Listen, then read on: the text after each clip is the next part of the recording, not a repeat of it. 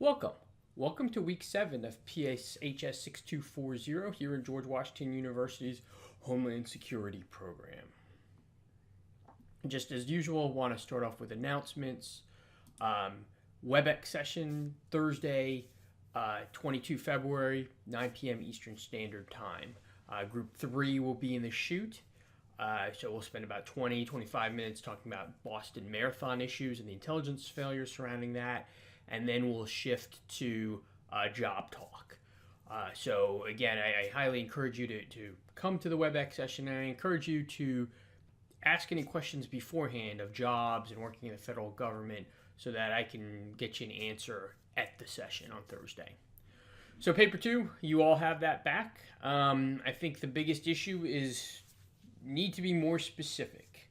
I don't want generic one over the world WMD, Al Qaeda WMD issues. I wanted you to be specific to the scenario that we discussed. And I wanted you to get down into the weeds, even in the 1,500 word paper, on the science, the issues, how difficult it is to transport, whether it's sarin or ricin, how difficult it is to produce it, and given those difficulties, is it feasible that Al Qaeda or even a lone wolf can conduct an attack?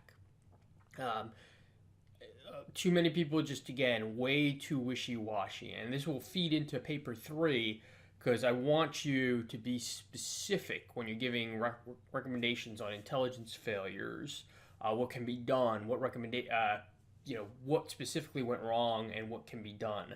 I don't want wishy-washy and we need to work together better or we need to be better teams. I want you to be specific on what areas need to be emphasized. Again, discuss the impact of the science. There's restrictions on transporting sarin because of their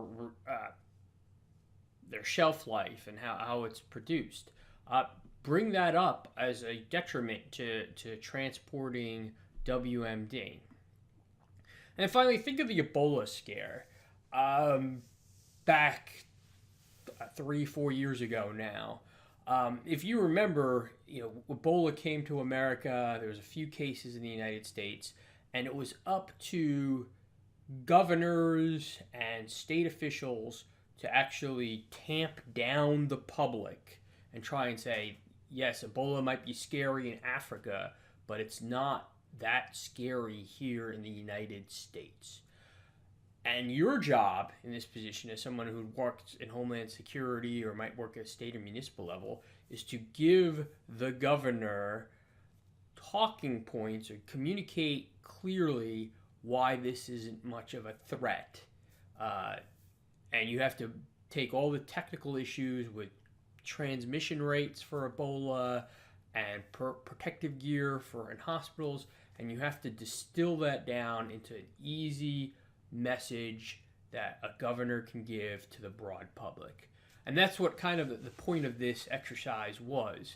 A lot of times, again, if you work in the policy world, a congressman or a governor or a senior government official will read one of the articles I send, and then he or she will turn to someone like you and say, can this happen? Is this something that we need to be worried about? And so you will have to write a paper expressing to that person that no, it's not something you need to be worried about, or yes, it is something to be worried about. So think about how you can communicate that in simple, understandable terms so that someone can make recommendations or communicate that to the general public. So week 6 review. I brought up some of these thoughts in the Florida YouTube that I sent out earlier, but I just want to bring up some issues that you guys saw. So are we more secure since 9/11? You might see on the talking heads that no, we're not secure. We still have 15 years after 9/11 or 16, 17 years, we still have things like Florida or the FBI not sharing information. And I saw that on a couple of shows this morning. But I think for the most part, we are more secure. We can argue about whether the money is worth it, but I don't think an outside entity can send 19 people here and it not being detected in some manner by our, whether it's our intelligence agencies or immigration enforcement, whether it's increasing our transportation security. So I think a 9/11 like scenario is almost impossible now, thanks to better procedures in the air. And I also think something like a massive plot that requires, again, 19, 20 people, more than that actually, if you talk about people in their support, and hundreds of thousands of dollars to create mass damage. I don't want to say that problem has been eliminated, but that problem has been seriously mitigated. And we can debate whether the money's efficiently spent, but we are more secure since 9/11. I think that's a key metric going forward. One question I want to ask to everybody is, what do you do? Let's say and it was brought up in the National Geographic documentary. You briefed the president, bin Laden determined to attack in the U.S. And then the president says, okay, what do you want me to do about it? And the reason I bring this up is I think that President Bush got a lot of criticism over that statement, not being prepared, but that statement is so vague that I don't think it's really something that gave enough specific intelligence for him to act on. What would you say? And that's the question. He turns to you, you say, well, Mr. President, I recommend that you increase the threat level on all civil aviation. Mr. President, I recommend you invade Afghanistan. Mr. President, I recommend you bring in all your intelligence agencies' heads and knock heads together and tell them to share information better. Mr. President, I recommend you go to Congress and eliminate some of the barriers to information sharing between different federal agencies. I think when you're briefing something, you have to give solid recommendations, which was one of the points of these papers, instead of some vagaries like bin Laden determined to attack in the U.S. And if some of you are coming from the intelligence community, they always tell you Intel doesn't do ops, they don't do policy, they just provide their unvarnished information. Okay, great, but it has to be relevant. You can't just throw out a big thing like says bin Laden determined to attack in the U.S. and not give any contextual recommendations. If you were saying, again, to boil it down to, for those of you in Iraq and Afghanistan, sir, there's a threat on a major route for IEDs in Iraq. Okay, so what do you want me to do? Do you want me to close down a major route in Iraq because you have a vague threat? No forward operating base is going to get any logistics. No operations can be conducted, especially if you think of those major supply routes in Baghdad. If you said something like, sir, there is an IED threat here, and I would recommend that convoys get plussed up with jamming equipment, or convoys slow down to 10 miles an hour so they can spot an IED a lot easier, or those convoys in the high threat areas don't send the main supply logistics convoys that are so vulnerable, only send combat convoys. Again, my point of this is that you have to give solid recommendations based on your threat analysis. And that's something, again, going back to our last assignment, that's something that's worthy of looking at in different contexts. Was 9/11 an intelligence failure? Before I saw the NSA documentary, I would say no, it was not an intelligence failure. Not everything bad that happens is an intelligence failure. I don't even think the Florida case that we just had this past week, even though there was some information regarding him, I don't think that was an intelligence failure. And before I saw the Nova documentary, I would probably say 9/11 was an intelligence failure. However, the problem is there was 2 known Al-Qaeda operatives in the United States that was well aware that were communicating back to Yemen, was known by their intelligence agencies, and they did not filter or distill that information down to the right people. 2 known people, and that's an intelligence failure. And that is a huge intelligence failure in those pre-9/11 days. So even in those pre 9/11 days, I should say. So I think the 9/11, the Nova documentary really highlighted that issue. There's a couple of other failures I would say that are debatable. Some people have said that we should have known that a commercial airliner could be used as a Tomahawk missile. You saw in the documentary there was plots to crash into in 1995 under Ramsey Yousef, crash into major targets on the East Coast and the West Coast. The GIA in Algeria hijacked a plane with the intent of crashing it into the Eiffel Tower.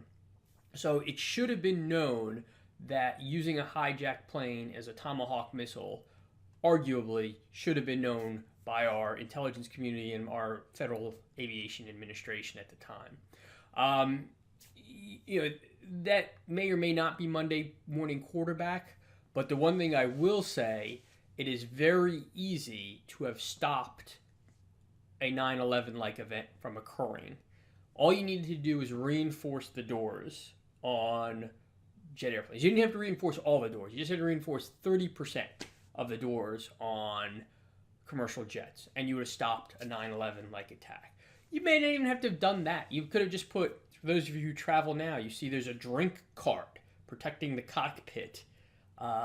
If you had just implemented that small procedure that's not very arduous, even on 50% of planes, you would not have had a 9/11 intelligence event. So I would tend to agree that so there's two intelligence failures. One, the two people who were known to our intelligence agencies operating in the United States, and then we probably should have known and could have taken reasonable countermeasures to ensure that a plane couldn't be used as a Tomahawk missile. The third failure that came up is the models for suicide bombing by our intelligence community at the time were totally off. If someone said Hanji Jor, who was the guy who you saw him in the video, he was the reluctant one of the 9/11 hijackers. You saw him dancing in the video. He seemed like a very affable person. He had a pretty girlfriend. No one would have thought that he would have been a suicide bomber.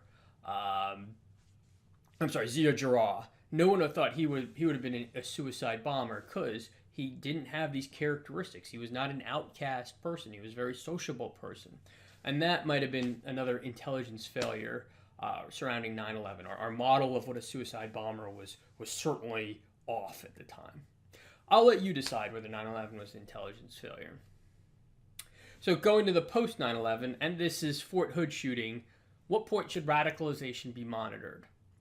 A lot of you said that, and a lot of the report that I sent out said that we should have known that political correctness was what got us in the way for Fort Hood.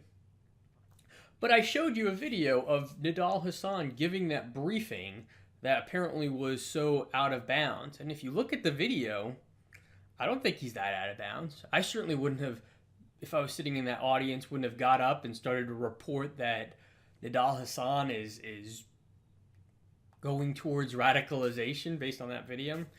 So I asked, what point should radicalization be monitored? And again, it came up this past weekend in Florida. When I get on YouTube and I passively view ISIS propaganda?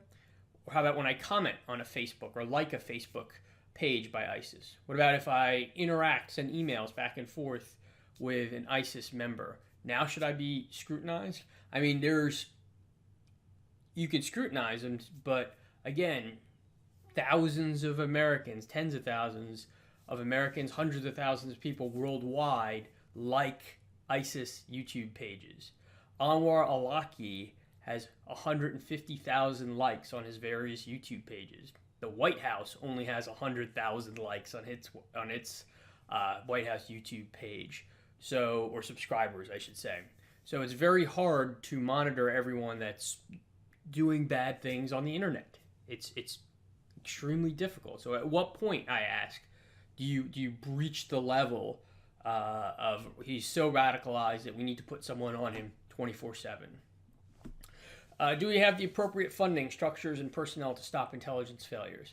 So let me ask in this post 9/11 intelligence failures: is it an issue of lack of people, lack of structures, or too many overlapping structures? Do we need more people in the FBI and local law enforcement?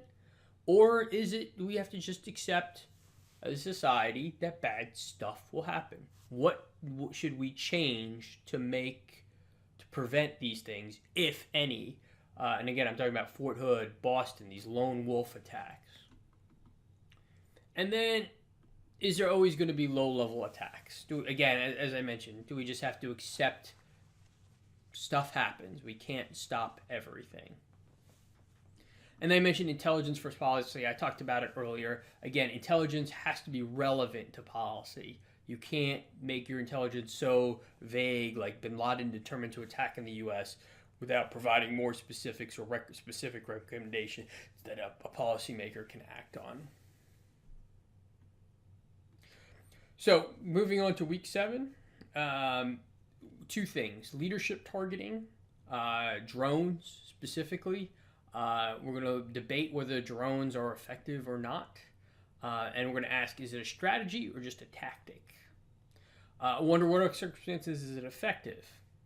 And then we're going to look at the domestic Islamic jihadist threat in the United States. And this is really, ISIS moved it along, but it has really been going on since 2008, 2009. And the question is why? Why have we been seeing this so prolific in the last, since really 2009? And that's what I'm going to ask you to look at for this week. So good discussions this week, and I look forward to seeing you on Thursday.